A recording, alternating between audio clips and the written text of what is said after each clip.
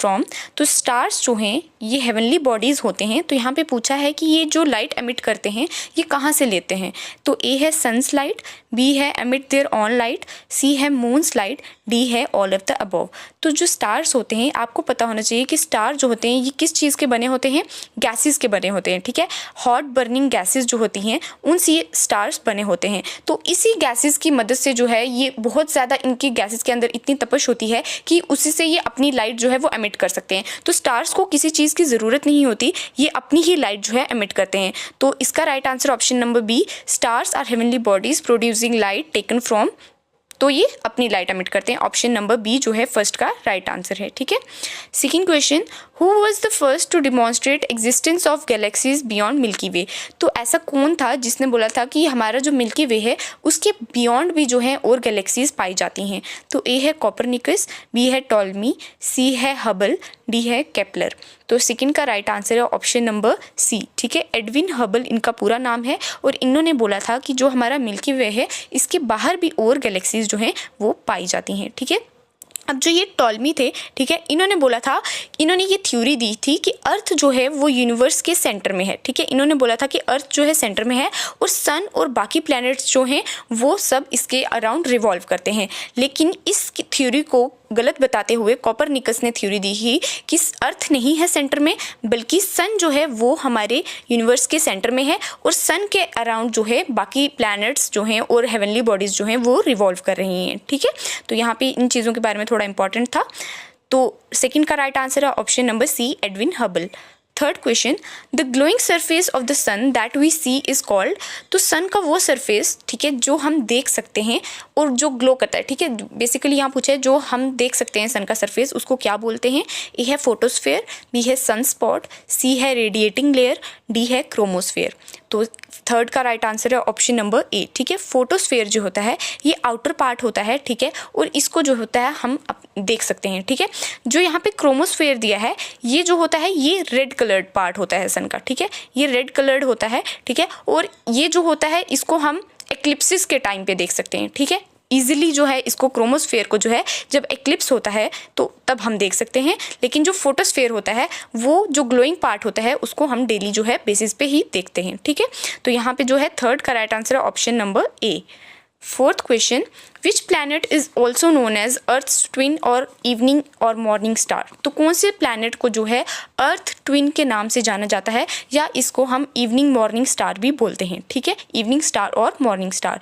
तो ए है Neptune, B है यूरेनस, सी है मार्स, डी है वीनस। तो फोर्थ का क्या राइट आंसर है, ए बी सी डी बताओ। तो फोर्थ का right answer option number D, ठीक है। वीनस जो है इसको हम अर्थ ट्विन भी बोलते हैं और इसको इवनिंग और मॉर्निंग स्टार भी बोलते हैं। और वीनस ही जो है ये हमारा ब्राइटेस्ट प्लैनेट है, ठीक है। Venus is the brightest planet as well as hottest planet, ठीक है। तो हमारा ब्राइटेस्ट एंड हॉटेस्ट प्लैनेट भी वीनस है, इसको अर्थ का ट्विन भी बोला जाता है और इसको इवनिंग और मॉर्निंग स्टार भी बोला जाता है, ठीक है। तो फोर्थ का राइट आंसर है option number D. Fifth question, the rotation of earth results in which of the following. जो अर्थ की रोटेशन होती है उससे क्या चीज़ें होती हैं, ठीक है, वो क्या कॉज करती है रोटेशन। तो ए है causation of day and night, तो रोटेशन की मदद से हमें जो है दिन और रात होती है। सेकंड है rise and fall of tides, तो जो हमारे टाइड्स में राइज और फॉल होता है वो हमारी रोटेशन की मदद से होता है। सी है चेंजेस इन सीजन्स, जो हमारे सीजनल चेंजेस होते हैं समर स्प्रिंग ऑटम विंटर, तो वो क्या रोटेशन की मदद से होते हैं। या डी है change in direction of winds and ocean currents. तो फिफ्थ का क्या राइट आंसर रहेगा ऑप्शन नंबर सी, ठीक है। यहाँ पे पूछा है तो रोटेशन ऑफ द अर्थ यहाँ पे पूछा है कि इनमें से किस चीज़ से रोटेशन होती है। तो यहाँ पे आप रोटेशन की जगह रेवोल्यूशन लगा लीजिए, ठीक है, यहाँ पे रेवोल्यूशन लगा लीजिए, ठीक है। तो रेवोल्यूशन की जो होती है उसके क्या होता है हमारे चेंजेस इन सीजन्स, ठीक है। रोटेशन जो होती है ये आपको पता होना चाहिए कि हमारे डेली बेसिस पे होती है, ठीक है। रोटेशन जो होती है वो हमारे 24 आवर्स जो होते हैं, बेसिकली 23 आवर्स 56 मिनट्स जो होते हैं उसमें होती है और उसकी वजह से हमारे दिन रात होते हैं, हमारे टाइड्स में फॉल और राइज होता है और हमारी जो विंड्स वगैरह की डायरेक्शन होती है, ठीक है, ओशन करंट्स की वो चेंज होती है। लेकिन जो रेवोल्यूशन होती है, मैंने आपको यहाँ पे बताया कि रेवोल्यूशन आएगा, तो रेवोल्यूशन की मदद से क्या होता है, हमारे चेंजेस इन सीजन्स, जितने भी सीजनल चेंजेस होते हैं वो रेवोल्यूशन की वजह से होते हैं, ठीक है। और आपको यहाँ पे इंपॉर्टेंट ये भी याद रखना है कि रोटेशन जो होती है it is also interrelated with Coriolis force, ठीक है। कोरियोलिस फोर्स जो है वो रोटेशन से रिलेटेड है, ये आपको पता होना चाहिए। तो हमारा 5th का यहाँ पे अगर हम रेवोल्यूशन करते हैं, ठीक है, तो यहाँ पे राइट आंसर आएगा option number C, changes in seasons. Next question, the period of nearest distance of moon and earth is, तो सबसे जब मून और अर्थ सबसे पास आ जाते हैं तो उस टाइम पीरियड को क्या बोला जाता है। ए है एपीलियन, बी है पेरिजी, सी है एपोजी, डी है पेरिहिलियन। तो 6 का राइट आंसर क्या है, ऑप्शन नंबर बी, ठीक है। पेरिजी जो होता है इस टाइम पे मून और अर्थ में सबसे कम डिस्टेंस होता है, ठीक है, they are nearest to each other, उस टाइम पीरियड को पेरिजी कहा जाता है। अब यहाँ पे जो पेरिहिलियन दिया है, पेरिहिलियन क्या होता है, nearest distance between earth and sun, ठीक है। अर्थ और सन के नियरेस्ट डिस्टेंस को पेरिहिलियन बोलते हैं, मून और अर्थ के नियरेस्ट डिस्टेंस को पेरिजी कहते हैं। अब यहाँ पे हमें एपीलियन दिया है और एपोजी दिया है, तो एपोजी क्या होता है, फारदेस्ट डिस्टेंस, ठीक है। जब हमें एपो लगेगा ना, ठीक है, एपो या एपही, तो वो फारदेस्ट होगा, और जब पेरी या पेरही लगेगा ना तो वो नियरेस्ट होगा। तो एपोजी क्या होता है, farthest distance between moon and अर्थ, ठीक है। एपोजी होता है मून और अर्थ के बीच में फारदेस्ट, और उसी का अपोजिट एपीलियन हो जाएगा, farthest distance between earth and sun, ठीक है। यहाँ पे अर्थ और सन के बीच में डिस्टेंस जो होगा सबसे ज़्यादा होगा तो एपीलियन लगेगा, और जब सबसे कम होगा तो क्या लगेगा, हमारा पेरिहिलियन। जब हमारा मून और अर्थ के बीच में डिस्टेंस सबसे ज़्यादा होगा तो क्या होगा, एपोजी, और कम होगा तो पेरिजी। तो 6 का राइट आंसर क्या है, nearest distance of moon and earth is perigee, ठीक है। तो 6 का right answer option number B. 7th question, I hope सबका 6 आउट ऑफ 6 कोर्स चल रहा हो अभी। तो 7th क्वेश्चन है, मोहरोविसिक डिसकंटिन्यूटी लाइज बिटवीन, आपको पता है कि जितने हमारे अर्थ के इंटीरियर में क्रस्ट, मेंटल और कोर होते हैं तो इनके बीच में जो है डिसकंटिन्यूटीज होती हैं, आउटर क्रस्ट, ठीक है, inner crust, upper mantle, lower mantle, outer core, inner core, इन सब के बीच में जो है हमारी डिसकंटिन्यूटीज़ होती हैं। अब यहाँ पे पूछा है कि मोहरोविसिक जो है वो इनमें से किसके बीच में लाई करती है। ए है क्रस्ट एंड मेंटल, बी है कोर एंड मेंटल, सी है अपर एंड लोअर क्रस्ट, डी है outer core and inner core. तो 7th का राइट आंसर है हमारा ऑप्शन नंबर ए, ठीक है। क्रस्ट और मेंटल के बीच में जो डिसकंटिन्यूटी होती है उसको हम मोहरोविसिक बोलते हैं, तो वो यहाँ पे कहीं आएगी, ठीक है। मैं आपको इसको एक्सप्लेन कर देती हूँ। जैसे आप यहाँ पे देख सकते हैं, हम बना लेते हैं क्रस्ट, ठीक है, ये मेंटल आ गया और ये कोर आ गया, तो यहाँ पे आप इनको डिवाइड कर लीजिए बीच में, ठीक है। तो यहाँ पे आ गया अपर क्रस्ट, यहाँ पे lower crust, outer crust, inner crust, upper mantle, lower mental और आउटर कोर, इनर कोर। अब इन दोनों के बीच में जो आएगी ना, ठीक है, आउटर क्रस्ट और इनर क्रस्ट के बीच में जो आएगी वो आएगी हमारी कोनार्ड, ठीक है। कोनार्ड जो होती है डिसकंटिन्यूटी वो आती है आउटर क्रस्ट और इनर क्रस्ट के बीच में, ठीक है। अब मेंटल जो है ना, अपर मेंटल और लोअर मेंटल के बीच में कौन सी आएगी, रेपेटी, ठीक है। आउटर मेंटल और लोअर मेंटल के बीच में रेपेटी डिसकंटिन्यूटी होती है। अब यहाँ पे जो क्रस्ट और मेंटल है इसके बीच में मैंने आपको बता दिया मोहरोविसिक, ठीक है, और मेंटल और कोर के बीच में गुटेनबर्ग, ठीक है। गुटेनबर्ग आती है मेंटल और कोर के बीच में, और उसी तरह से आउटर कोर और इनर कोर के बीच में कौन सी आती है, लेहमैन। आई होप ये सबको डिसकंटिन्यूटीज़ के बारे में पता होगा, तो मैंने आपको एक आइडिया दिया है रफ, ठीक है। तो यहाँ पे पूछा गया है मोहरोविसिक का, तो मैंने अभी यहाँ पे आपको बताया कि मोहरोविसिक कहाँ पे आती है, क्रस्ट और मेंटल के बीच में, ठीक है। तो 7th का राइट आंसर है हमारा ऑप्शन नंबर ए।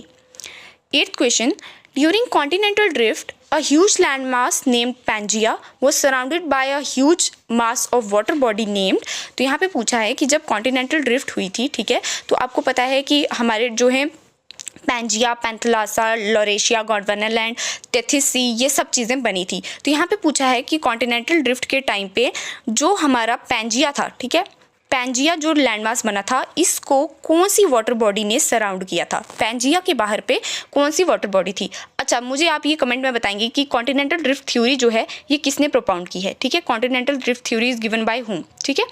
सब सब बच्चे इसका कमेंट सेक्शन में आंसर लिखिएगा, मैं वीडियो के एंड में इसका आंसर आपको ज़रूर बताऊंगी, ठीक है। तो यहाँ पे पूछा है कि कॉन्टिनेंटल ड्रिफ्ट के टाइम पे जो पैंजिया था इसको कौन सी वाटर बॉडी ने सराउंड किया था। तो ए है लॉरेशिया, बी है टेथिस, सी है पैंथलासा, डी है गोंडवाना। तो गोंडवाना तो आपको पता है कि ये गोंडवाना लैंड है, ठीक है, तो ये तो बिल्कुल नहीं है, ठीक है।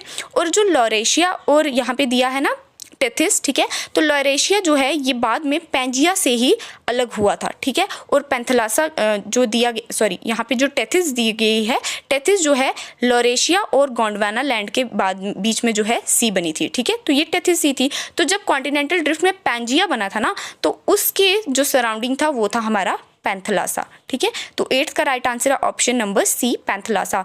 लॉरेशिया, टेथिस और गोंडवाना जो है ये बाद में पैंजिया जो है अलग हुआ था, और पैंजिया के 2 पार्ट जो हुए थे लॉरेशिया, ठीक है, और गोंडवाना, और उनके बीच में टेथिस सी बनी थी, ठीक है। तो यहाँ पे जो पैंजिया को सराउंड किया था वाटर बॉडी वो थी हमारी Panthalassa. Option number C is the right answer for question number 8। 9th question, which of the following is not an example of chemical weathering. तो इनमें से केमिकल वेदरिंग की एग्जाम्पल क्या नहीं है पूछा गया है। तो ए है चिलेशन, बी है ऑक्सीडेशन, सी है कार्बोनेशन, डी है क्रिस्टलाइजेशन। तो 9th का राइट आंसर क्या है हमारा ऑप्शन नंबर डी, ठीक है। क्रिस्टलाइजेशन जो है ये हमारी फिजिकल वेदरिंग है, ठीक है, crystallization of water into ice, ठीक है, ये सब जो है हमारी फिजिकल वेदरिंग में आती हैं। लेकिन जो chelation, oxidation, carbonation, solution, hydrolysis, ये सब जो है हमारी किस में आती हैं, केमिकल वेदरिंग में, ठीक है। और आपको पता है एक और टाइप की वेदरिंग होती है जो हमारी बायोलॉजिकल वेदरिंग, इसमें हमारी फॉनल वेदरिंग, फ्लोरल वेदरिंग और एंथ्रोपोजेनिक वेदरिंग आती है, ठीक है। तो 9th का राइट आंसर क्या है हमारा option number D, crystallization. Next question, the place of origin of an earthquake is called. आपको पता है अर्थक्वेक आते हैं, तो अर्थक्वेक जहाँ से ओरिजिनेट होता है यहाँ पे पूछा है, place of origin of earthquake is called. A है एपिसेंटर, बी है फोकस, सी है फॉल्ट, डी है मर्कली। तो 10th का राइट आंसर है ऑप्शन नंबर बी, ठीक है। फोकस जो होता है उसको प्लेस ऑफ ओरिजिन बोलते हैं, और फोकस का ही परपेंडिकुलर जो हमारे अर्थ पे होता है उसको क्या बोलते हैं हम, परपेंडिकुलर टू फोकस, एपिसेंटर, ठीक है। तो एपिसेंटर जो है वो फोकस के परपेंडिकुलर होता है, ठीक है, ये आपको पता होना चाहिए। फॉल्ट तो इसके रिगार्डिंग है ही नहीं, वो तो हमें आपको पता है कि एंडोजेनिक और जो फोर्सेस होती हैं उनसे जो है हमारे फोल्ड्स बनते हैं, ठीक है। तो यहाँ पे जो मर्कली दिया गया है इसके बारे में बताना चाहूँगी कि आपको पता है कि एक होता है रिक्टर स्केल, ठीक है। अर्थक्वेक जो होता है उसको हम मेजर करते हैं मैग्नीट्यूड को, अर्थक्वेक की मैग्नीट्यूड और इंटेंसिटी को मेजर करने के लिए हमारा यूज़ होता है रिक्टर स्केल, ठीक है, रिक्टर स्केल, ये आपको सबको पता होगा।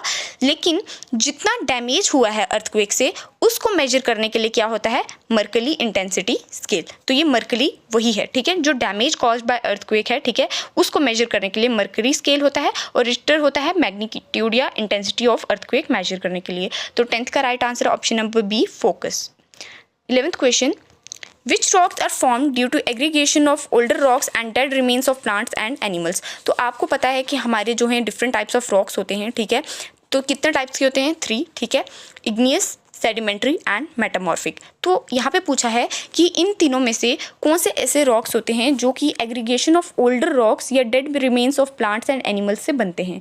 तो ए है इंट्रूसिव रॉक्स, बी है इग्नियस रॉक्स, सी है सेडिमेंट्री रॉक्स, या डी है मेटामॉर्फिक रॉक्स। तो 11th का राइट आंसर है ऑप्शन नंबर सी, ठीक है। जो सेडिमेंट्री रॉक्स होते हैं ये हमारे कहाँ से बनते हैं, dead remains of plants animals, ठीक है, और इनमें जो है फॉसिल्स भी होते हैं प्लांट्स एनिमल्स के, ठीक है। तो ये ओल्डर रॉक्स होते हैं, और इनको जो आपको पता होना चाहिए कि सेडिमेंट्री जो है वर्ड जो है इसका मतलब ही यही होता है सेटलिंग, ठीक है। तो ये जो है ओल्डर रॉक्स जो होते हैं उनको एग्रीगेट करके, उनको कंप्रेस करके जो है यहाँ पे रॉक्स बनाए जाते हैं, ठीक है। अब आपको पता होना चाहिए कि सेडिमेंट्री रॉक्स जो हैं इनकी कुछ एग्जाम्पल्स हैं, जैसे कि हमारे जिप्सम होता है, ठीक है, इसकी मेन एग्जाम्पल आप ले लो जिप्सम, ठीक है। जिप्सम जो होता है ये जो है केमिकली, जब हमारे सेडिमेंट्री रॉक जो है केमिकल फॉर्मेशन होती है उसमें तो जिप्सम बनता है, ठीक है। तो ये जो है 11th का राइट आंसर रहेगा हमारा सेडिमेंट्री रॉक्स, ठीक है। 12th question, which of the following is an example of block mountains. तो इनमें से ब्लॉक माउंटेन्स की क्या एग्जाम्पल है यहाँ पे पूछा गया है। तो ए है सतपुरा, बी है एटलस, सी है आल्प्स, डी है हिमालयास। तो आपको पता होना चाहिए कि जो हिमालयाज हैं वो क्या हैं, हमारे फोल्ड माउंटेन्स, ठीक है। तो हिमालयास फोल्ड माउंटेन्स हैं, उसी तरह से जो एल्प्स हैं और एटलस हैं ये भी हमारे फोल्ड माउंटेन्स ही हैं। लेकिन जो सतपुरा, ठीक है, सतपुरा विंध्यन रेंज जो है, विंध्या भी है और सतपुरा भी है, ये दोनों एग्जाम्पल है किसकी, ब्लॉक माउंटेन्स की। तो ऑप्शन नंबर ए जो है 12th का वो राइट आंसर रहेगा। ब्लॉक माउंटेन्स की एग्जाम्पल क्या है यहाँ पे, सतपुरा, और मैंने दूसरी आपको विंध्यन रेंज भी बता दी, ठीक है। और जो एटलस, एल्प्स, एंडीज, ठीक है, रॉकीज, ये सब जो हैं हिमालयस, ये फोल्ड माउंटेन्स की एग्जाम्पल्स हैं। तो 12th का राइट आंसर है option number A. 13th question, which of the following is the highest plateau in the world. तो इनमें से सबसे ऊंचा प्लेट्यू कौन सा है वर्ल्ड में। ए है प्लेट्यू ऑफ अलास्का, बी है डेक्कन प्लेट्यू, सी है एंटीलिया प्लेट्यू, डी है टिबेटन प्लेट्यू। तो क्या राइट आंसर रहेगा 13th क्वेश्चन का, ऑप्शन नंबर डी, ठीक है। टिबेटन प्लेट्यू जो है आपको पता होना चाहिए कि ये हिमालयाज और कुनलुन माउंटेन्स के बीच में है, ठीक है। हिमालयस और कुनलुन माउंटेन्स के बीच में है टिबेटन प्लेट्यू, और ये जो है highest plateau in the world है, ठीक है। तो 13th का राइट आंसर क्या है, option number D. 14th question, among the atmospheric layers which one of the following is coldest, ठीक है। तो यहाँ पे पूछा है कि जो एटमॉस्फेरिक लेयर्स हैं उनमें कोल्डेस्ट लेयर कौन सी है, ठीक है। तो ए है स्ट्रेटोस्फेयर, बी है आयनोस्फेयर, सी है मीजोस्फेयर, डी है ट्रोपोस्फेयर। तो राइट आंसर 14th का क्या है, ऑप्शन नंबर सी, ठीक है। Mesosphere is the coldest layer of atmosphere, ठीक है, इसको कोल्डेस्ट लेयर कहा जाता है। और यहाँ पे जो हमारी आयनोस्फेयर है ना, ये हॉटेस्ट लेयर है, ठीक है। ये आपको बताना चाहिए कि hottest layer is ionosphere and coldest is mesosphere, ठीक है। और यहाँ पे जो आयनोस्फेयर है, आपको ये पता होना, इसके रिगार्डिंग इंपॉर्टेंट ये है कि आयनोस्फेयर जो है, इसमें जो है आपको पता है इलेक्ट्रिकली चार्ज आयंस होते हैं, ठीक है। आयनोस्फेयर जो है नाम से ही आपको पता होगा कि आयंस होते हैं, ठीक है। इसकी वजह से जो भी रेडियो वेव्स होती हैं, ठीक है, अर्थ में रिफ्लेक्ट करने के लिए जितनी भी, वो सब जो है वो कहाँ पे होता है, आयनोस्फेयर में होता है, ठीक है। सैटेलाइट्स वगैरह का, रेडियो वेव्स का, वो सब जो है पॉसिबल कैसे होता है वो कम्युनिकेशन, तो वो हमारे आयनोस्फेयर की मदद से ही होता है, ठीक है। स्ट्रेटोस्फेयर आपको पता होना चाहिए, इसके रिगार्डिंग इंपॉर्टेंट क्या है कि यहाँ पे ओजोन लेयर पाई जाती है, जिसको हम गुड ओजोन भी बोलते हैं। जो ओजोन हमारे स्ट्रेटोस्फेयर में पाया जाता है उसको गुड ओजोन बोला जाता है, ठीक है। बिकॉज यहाँ पे जो ओजोन होता है उसको गुड फॉर मतलब गुड ओजोन बोला जाता है, और यहाँ पे इस लेयर को स्ट्रेटोस्फेयर पे ओजोनोस्फेयर भी बोलते हैं, ठीक है। जहाँ पे ओजोन पाया जाता है उसको ओजोनोस्फेयर भी बोलते हैं। तो ऐसे आ सकते हैं कि ओजोनोस्फेयर जो है वो कहाँ पे पाया जाता है, तो वो हमारे स्ट्रेटोस्फेयर में पाया जाता है, ठीक है। तो ट्रोपोस्फेयर का आपको पता है कि, और एक और चीज़ इंपॉर्टेंट है स्ट्रेटोस्फेयर के रिगार्डिंग कि यहाँ पे जो है हमारे जेट्स वगैरह, एयरक्राफ्ट वगैरह जो होते हैं वो हमारे स्ट्रेटोस्फेयर में ही फ्लाई करते हैं, ठीक है। क्यों करते हैं यहाँ पे, क्योंकि यहाँ पे जो है डस्ट पार्टिकल्स वगैरह जो होते हैं वो सब फ्री फ्रॉम डस्ट पार्टिकल्स होता है, और जो एटमॉस्फेरिक टर्बुलेंस वगैरह होता है वो भी यहाँ पे कम पाया जाता है, इसलिए जेट्स वगैरह के लिए, फ्लाइंग के लिए ये सेफेस्ट स्फेयर माना जाता है स्ट्रेटोस्फेयर। अब डी ऑप्शन में दिया है ट्रोपोस्फेयर, ठीक है। ट्रोपोस्फेयर आपको पता है कि सबसे लोएस्ट लेयर है, ठीक है। 18 किलोमीटर तक एल्टीट्यूड तक जो है अर्थ सरफेस के ट्रोपोस्फेयर है, और यहाँ पे जो है जितने भी प्रेसिपिटेशन, कंडेंसेशन, स्टॉर्म्स वगैरह वो सब जो है हमारी फिनोमिना जो है ट्रोपोस्फेयर में ऑकर होते हैं। तो 14th का राइट आंसर क्या है हमारा, option number C, mesosphere. 15th question, the proportion of solar radiation reflected back from the surface is called. तो आपको पता है कि जब हमारे सन से जो है सोलर रेडिएशंस आती हैं, तो यहाँ पे पूछा है कि वो प्रोपोर्शन जो कि रिफ्लेक्ट कर देता है हमारा सरफेस, उसको क्या कहा जाता है। तो ए है इंसोलेशन, बी है रेडिएशन, सी है एल्बिडो, डी है रिफ्लेक्शन। तो यहाँ पे रेडिएशन और रिफ्लेक्शन का तो टॉपिक ही नहीं है, ठीक है। तो दो ऑप्शन बनते हैं हमारे, इंसोलेशन एंड एल्बिडो। इंसोलेशन आपको अगर पता है तो इंसोलेशन क्या होता है कि जो हमारी सोलर रेडिएशन आती है, जितनी हमारा अर्थ जो है वो इंटरसेप्ट करता है, ठीक है, एब्जॉर्ब कर लेता है, उसको हम इंसोलेशन बोलते हैं। तो राइट आंसर क्या रहेगा हमारा, ऑप्शन नंबर सी, ठीक है। एल्बिडो क्या होता है, वो जिसको जितनी हम सोलर रेडिएशन को रिफ्लेक्ट बैक करते हैं सरफेस ऑफ अर्थ से, ठीक है, तो उसको हम प्रोपोर्शन को क्या कहते हैं, एल्बिडो। तो 15th का राइट आंसर है option number C. 16th question, which type of cloud is also known as rain cloud. तो इनमें से जो चार ऑप्शंस दिए हैं, इनमें से रेन क्लाउड किसको कहा जाता है। ए है साइरस, बी है निम्बस, सी है स्ट्रैटस, और डी है क्यूमुलस। तो 16th का राइट आंसर क्या है हमारा, ऑप्शन नंबर बी, ठीक है। निम्बस जो होता है इसको रेन क्लाउड भी कहा जाता है। साइरस क्या होता है, ये फेदर लाइक क्लाउड्स होते हैं, ठीक है, और ये हाई क्लाउड्स होते हैं, वेरी हाई क्लाउड्स जो होते हैं वो साइरस होते हैं, and they are feather like, ठीक है। तो फेदर लाइक पूछा तो साइरस होगा, ठीक है। अब यहाँ पे क्यूमुलस जो दिया है ये क्या होते हैं, ये हीप लाइक होते हैं, ठीक है। फेदर लाइक होते हैं साइरस, हीप लाइक होते हैं क्यूमुलस, ठीक है। और यहाँ पे स्ट्रैटस भी दिया है ऑप्शन में, तो ये शीट्स होते हैं, ठीक है। लेवल्ड शीट्स जो होते हैं वो स्ट्रैटस होते हैं, तो एस से आप शीट्स और एस से स्ट्रैटस याद रख सकते हैं, ठीक है। क्यूमुलस जो होते हैं वो हीप लाइक होते हैं, साइरस जो होते हैं वो फेदर लाइक होते हैं, और हमारा जो राइट आंसर है रेन क्लाउड्स का वो होता है हमारे ऑप्शन नंबर बी, निम्बस। तो 16 का राइट आंसर बी है। आई होप सबका अभी तक 16 आउट ऑफ 16 स्कोर चल रहा होगा। वेरी बेसिक क्वेश्चन हैं ये, but these are also important, क्योंकि आपको पता है कि आजकल बेसिक क्वेश्चंस भी आ जाते हैं और बच्चों ने बेसिक ही नहीं पढ़ा होता है, ठीक है। बहुत डीप पढ़ा होता है और बेसिक छोड़ देते हैं, तो इसलिए हमने ये वीडियो लाई कि हम जो फिजिकल ज्योग्राफी में जो बेसिक चीज़ें हैं वो भी आपको थोड़ी उनके बारे में भी नॉलेज दे दें, ठीक है। अब 17th क्वेश्चन है, The underwater vast and flat plains on the oceanic floor are known as। तो आपको पता है कि हमारा जो ओशनिक फ्लोर होता है, ठीक है, वहाँ पे डिफरेंट जो है फॉर्म्स होती हैं, ठीक है, रिलीफ्स बनती हैं। जब हमारे यहाँ पे लैंड से जब ओशन के साथ टच होता है तो नीचे आपको पता है कॉन्टिनेंटल शेल्फ बनती है पहले, फिर उसके नीचे ही कॉन्टिनेंटल स्लोप बनता है। स्लोप से जो होता है कुछ मैटर जो होता है वहाँ पे सेटल डाउन होता है, वो उसकी वजह से कॉन्टिनेंटल राइस बनता है, और उसके नीचे जो है हमारा ट्रेंच बनता है, और ट्रेंच के बाद जो है हमारी फॉर्म क्या होती हैं, प्लेन्स, ठीक है। तो प्लेन्स जो हैं ओशनिक फ्लोर पे जो फॉर्म होती हैं उनको क्या बोलते हैं, ए है अबाइसल, बी है ट्रेंच, सी है कॉन्टिनेंटल शेल्फ, और डी है रिजेस। तो ट्रेंच और कॉन्टिनेंटल शेल्फ तो मैंने आपको अभी बता दिया, ठीक है। रिजेस जो होते हैं इस प्लेन के बाद जो है यहाँ पे जाके बनते हैं, ठीक है। तो रिजेस भी यहाँ पे ऑप्शन नहीं है, तो राइट आंसर क्या है हमारा, ऑप्शन नंबर ए, ठीक है। अबाइसल जो होते हैं यहाँ पे कॉन्टिनेंटल फ्लोर जो होता है, ओशनिक फ्लोर जो होता है वहाँ पे जो फ्लैट प्लेन्स बनते हैं उनको अबाइसल बोलते हैं, ठीक है।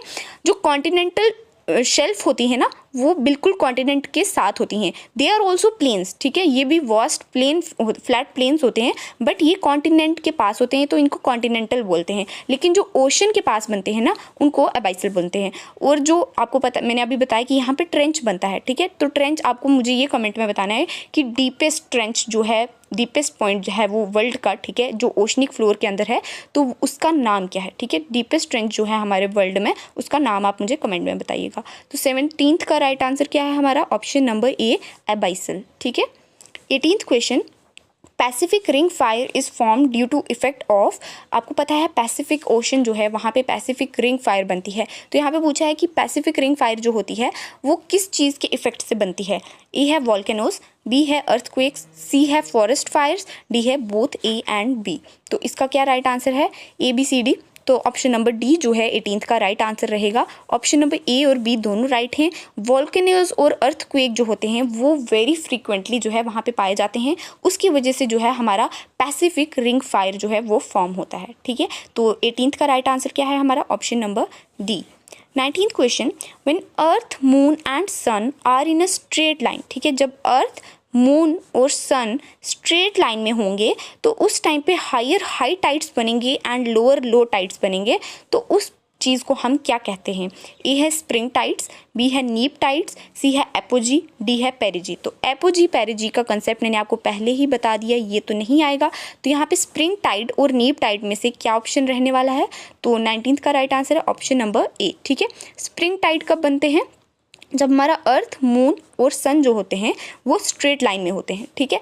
तो ग्रेविटेशनल पुल की वजह से जो है यहाँ पे दोनों की तरफ से जो है सन और मून की तरफ से जो है पुल आता है, ठीक है, अर्थ की तरफ से, तो उसकी वजह से क्या बनता है, हमारे हायर हाई टाइड्स बनते हैं और लोअर लो टाइड्स बनते हैं, जिनको हम स्प्रिंग टाइड्स बोलते हैं। अब यहाँ पे नीप टाइड का कंसेप्ट भी दिया है, तो मैं आपको बता देती हूँ। नीप टाइड क्या होते हैं, जब सन और जो मून होता है, ठीक है, वो राइट एंगल्स पे होते हैं, ठीक है, अर्थ के। जब हमारा सन और यहाँ पे आ जाएगा हमारा अर्थ और यहाँ पे आ जाएगा हमारा मून, ठीक है, तो ये अर्थ है और ये सन है, तो ये दोनों जब राइट एंगल्स पे होंगे अर्थ के तब हमारे क्या बनेंगे, नीप टाइड्स। जब स्ट्रेट लाइन में होंगे तो स्प्रिंग टाइड्स बनेंगे और जब राइट एंगल्स पे होंगे तो नीप टाइड्स बनेंगे। और इस टाइम पे क्या बनते हैं, हमारे लोअर हाई टाइड्स बनते हैं, उसमें हायर हाई टाइड्स और इसमें लोअर हाई टाइड्स। तो 19th का राइट आंसर क्या है हमारा, option number A, spring tides. 20th question, the Himalayas are example of. तो ये मैंने क्वेश्चन आपको अभी पीछे भी बताया कि हिमालयाज जो हैं वो किस चीज़ की एग्जाम्पल हैं। तो ए है फॉल्ट माउंटेन्स, बी है ब्लॉक माउंटेन्स, सी है फोल्ड माउंटेन्स, डी है नन ऑफ दीज। तो Himalayas are the examples of ABCD, तो ऑप्शन नंबर सी जो है वो राइट आंसर है फोल्ड माउंटेन्स। ठीक है, हिमालयस जो हैं वो फोल्ड माउंटेन्स की एग्जांपल हैं। ये सबको पता होगा आई होप, क्योंकि आपको पता है हिमालयस के रिगार्डिंग हमने बहुत ज़्यादा पहले भी पढ़ाई की है। ठीक है, अगर आपने जो फिजिकल ज्योग्राफी है उस पर क्वेश्चंस देखने हैं तो मैं आपको दे दूंगी नीचे डिस्क्रिप्शन बॉक्स में लिंक, आप वहाँ से देख लीजिएगा। आपको मैंने पूछा था वीडियो की स्टार्टिंग में ही कॉन्टिनेंटल ड्रिफ्ट थ्योरी जो है वो किसने प्रोपाउंड की है, किसने दी है। तो जिन्होंने तो कमेंट में राइट आंसर की है, कॉन्ग्रेचुलेशंस। तो इसका राइट आंसर क्या है हमारा, अल्फ्रेड वेगनर। ठीक है, अल्फ्रेड वेगनर जो हैं इन्होंने ही हमारी कॉन्टिनेंटल ड्रिफ्ट थ्योरी जो है वो दी थी। तो मैंने आपको बोला था कि मैं वीडियो के एंड में ये आंसर दूंगी, तो इसका राइट आंसर क्या है, अल्फ्रेड वेगनर। तो continental drift theory is given by Alfred Wegener. तो 20th का राइट आंसर क्या मैंने बताया, option number C, fold mountains. So thank you so much for watching the video. This was the end of the video. I hope आपको video अच्छी लगी होगी। अगर अच्छी लगी है तो लाइक कीजिएगा, अगर आप नए हैं तो please subscribe to our channel and do comment down कि आपका क्या स्कोर रहा है आज की वीडियो में। और अगर आपको इस तरीके की और वीडियोज़ चाहिए फिजिकल ज्योग्राफी पे तो आप ज़रूर बताइएगा, हम अच्छे से अच्छा कंटेंट जो है वो आपके लिए लाने की कोशिश करेंगे। और मैंने आपको पहले ही बताया कि फिजिकल ज्योग्राफी पे जो भी हमारे रिवर्स, ओशंस, ठीक है, माउंटेन्स, हिमालयस वगैरह पे मैंने बहुत सी वीडियोस जो हैं वो ऑलरेडी अपलोड की हैं, क्लाइमेट वगैरह पे। तो मैं डिस्क्रिप्शन बॉक्स में लिंक दे दूँगी, अगर आपको देखनी है तो वहाँ से जाके देख लीजिएगा। Thank you so much.